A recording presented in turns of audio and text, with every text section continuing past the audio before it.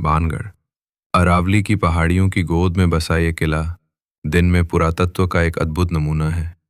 लेकिन जैसे ही सूरज की आखिरी किरण ढलती है, ये किला एक डरावनी चुप्पी में डूब जाता है।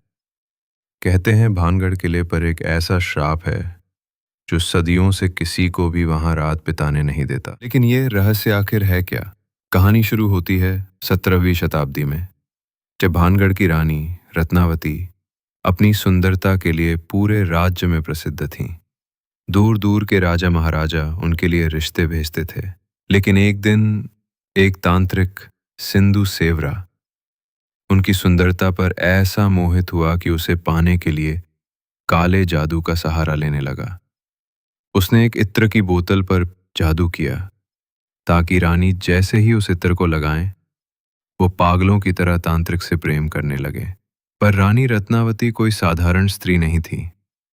उन्हें तांत्रिक की चाल का पता चल गया और उन्होंने वो इत्र की बोतल जमीन पर दे मारी।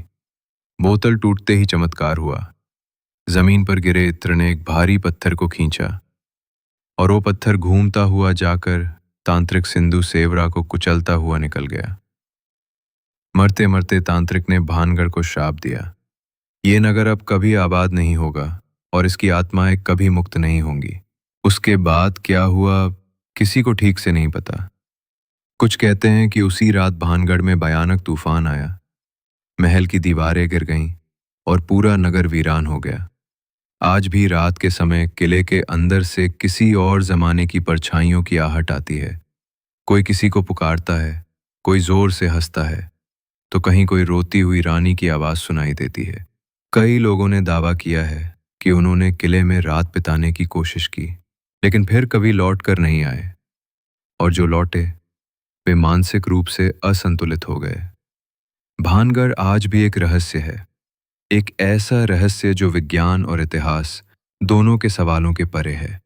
तो अगली बार जब आप भानगढ़ जाएं, दिन के उजाले में इसकी खूबसूरती को निहारें, लेकिन सूर्यास्त से पहले लौट आना मत भूलिएगा, क्योंकि हो सकता है वहां अब भी कोई इंतजार कर रहा हो। और ऐसे ही और भी रहस्यमय वीडियोस देखने के लिए हमारे चैनल को फॉलो करें और अपने दोस्तों के साथ ज़रूर शेयर करें, खासकर उन दोस्तों के साथ